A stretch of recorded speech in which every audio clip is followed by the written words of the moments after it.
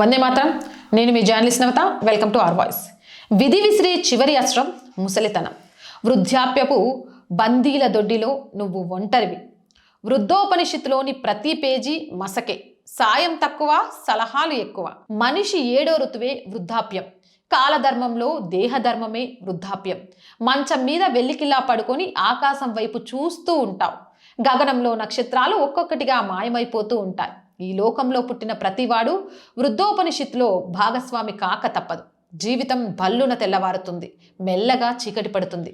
వృద్ధుడికి వెన్నుపై కాళ్ళుంటాయన్న ఓ నానుడి ఉంది. అంటే వృద్ధాప్యంలో వెనుక చూపే తప్ప ముందు చూపు ఉండదు. జీవితంలో మనం ఎన్నో సాధించుండొచ్చు, మన కీర్తి 4 దిక్కులా ప్రసరించి ఉండొచ్చు. అయితే వృద్ధాప్యంలో దాన్ని ఎవ్వరూ గుర్తించరు, అసలు పట్టించుకోరు. ఓసారి సీనియర్ సిటిజన్ బడిలోకి అడుగు పెడితే సమాజం మన గురించి పట్టించుకోదు. పాత వస్తువులా ఓ పక్కన పడేస్తుంది. ఆ రోజుల్లో నేను అంటూ గత వైభవ చరిత్ర చర్వానం తప్ప భవిష్యత్తు ఆలోచన ఉండదు. కాళ్ళు కీళ్ళు ఒళ్ళు సడలి కదల్లేక మెదల్లేక దేహాన్ని వదల్లేక ఏమీ చేయలేక వృద్ధులు పడే మనోవ్యధ అంతా ఇంతా కాదు. వృద్ధాప్యం అనేసరికి అదేదో శాపంగా భావిస్తుంటారు జనం. నిజానికి వృద్ధాప్యం శాపమో పాపమో కాదు, అది ప్రకృతి పరమ ధర్మం. వృద్ధాప్యం రాగానే బయటి వాళ్ళు సరే, కుటుంబ సభ్యులు కూడా చులకనగా చూస్తారు.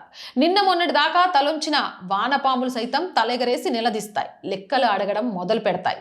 ఏమండి నాన్నగారు అంటూ విధేయంగా ఉండే భార్య పిల్లలు కూడా ధిక్కరించడం మొదలు పెడతారు. వాళ్ళేదో పుడింగిలన్నట్లు లేనిపోని సలహాలు సూచనలు ఇస్తుంటారు. ఏం మాట్లాడినా ఏం చేసినా వాళ్లకు నచ్చదు సరికదా, చాదస్తం అంటూ కరివేపాకులా తీసి పారేస్తారు, లోకుగా చూస్తారు. మధ్యతరగతి కుటుంబం అయితే మనం సంపాదించిన డబ్బు ఆసుపత్రి ఖర్చుల కోసం ఖర్చు పెట్టాలా, లేక చూసి చూడనట్లు మరణం కోసం వేచి చూడాలా అన్న ఆలోచనతో మన పక్క గదిలో మన వాళ్ళే చర్చిస్తూ ఉంటారు. అర్ధరాత్రి ఏ నొప్పితోనో నీకు మెలకువ వస్తుంది.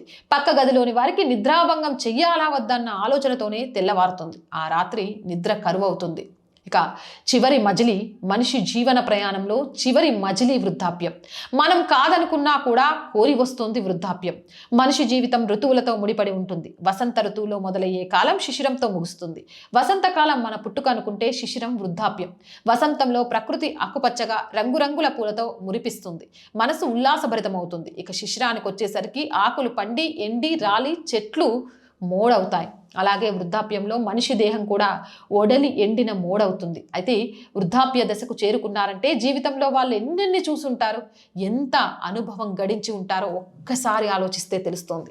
అందుకే వృద్ధుల్ని భారంగా కాకుండా గౌరవంగా చూడాలి. వారి అనుభవాన్ని యువతరం చూపుడు వేలుగా తీసుకొని ముందుకు నడవాలి. అప్పుడు వాళ్ళ భవిష్యత్తు మహత్తరంగా ఉంటుంది. కానీ దురదృష్టం ఏంటంటే వృద్ధుల్ని గౌరవించడం అటుంచి అసలు లెక్క చేయరు. కొందరైతే ముసలి వాళ్లను భరించలేక వృద్ధాశ్రమాల పాలు చేస్తారు.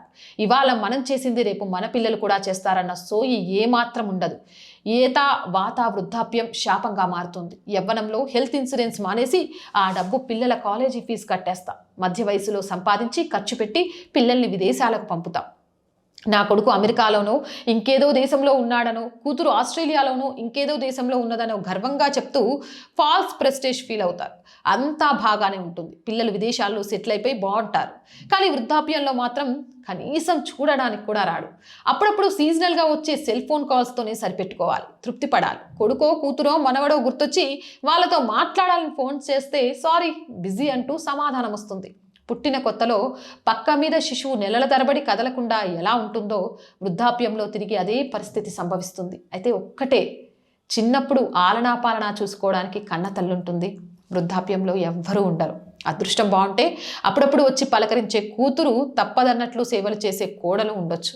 అనాథాశ్రమంలో అయితే వాళ్ళు కూడా ఉండరు. అయితే ఇది అందరికీ జరుగుతుందని కాదు, కొందరుంటారు అదృష్టవంతులు, తల్లిదండ్రుల్ని ప్రేమించే పిల్లలు ఉంటారు. అలాంటి వాళ్ళు తల్లిదండ్రులు వృద్ధులైనా నెత్తిన పెట్టుకొని ఎంతో ప్రేమతో చూసుకుంటారు. బతుకంతా బుద్ధిబలం మీద ఆధారపడ్డ వారికి ముసలితనం కన్నా పెద్ద శిక్ష ఉండదేమో. బాగా బతికిన మహామహులే ముసలితనం రాగానే దిగజారి హీనమైపోవడం చూస్తూనే ఉంటాం. ఇలాంటి అవస్థను తలుచుకుంటేనే భయమేస్తోంది. ఇలాంటి దురావస్థ ఎవరికీ రాకూడదు. ఇందులో నుంచి అందరినీ తప్పించు తండ్రి అని ఆ దేవుణ్ణి కోరుకోవాలి. వృద్ధాప్యం శాపం కాదు, ఓ వరం.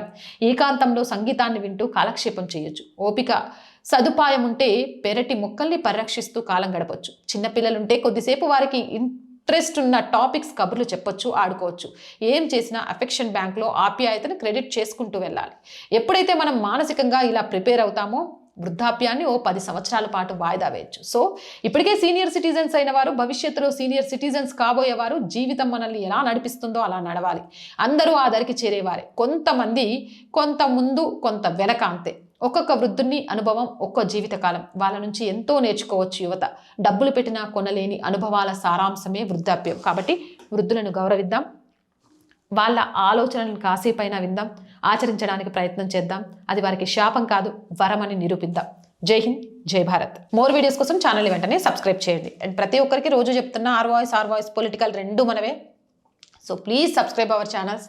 కంటెంట్ బాగుంటే లైక్ చేయండి, షేర్ చేయండి. జై హింద్, జై భారత్.